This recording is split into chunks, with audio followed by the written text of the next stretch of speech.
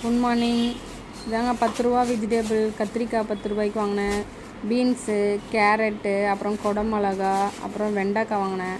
எங்கள் 2 பேருக்கு தான் அந்த வெண்டைக்காவே பாதி தாங்க கட் பண்ணேன். பாதி எதனா ஒரு சாம்பாருக்கோ இல்லை காரக்குழம்பு யூஸ் பண்ணிட்டேன். இன்றைக்கி சாப்பாடை ரைஸ் குக்கரில் வடிச்சிட்டேன் நான். அப்புறம் இது கீரை, கொத்தமல்லி, வேர்க்கடலை போட்டு துவையல் செஞ்சாங்க. அவ்வளோ சூப்பராக இருந்தது, செம்ம டேஸ்ட்டாக இருந்தது. நீங்களும் அது மாதிரி செஞ்சு பாருங்கள். அப்புறம் ரைஸும் ரெடி ஆகிடுச்சு.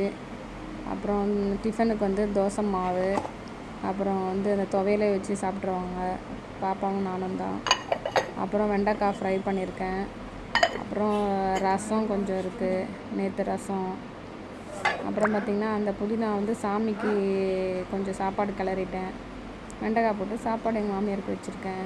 காக்கா ரெடியாக இருக்குதுங்க சாப்பிட்றதுக்கு. விளக்கேற்றினோடனே வந்துருச்சு காக்கா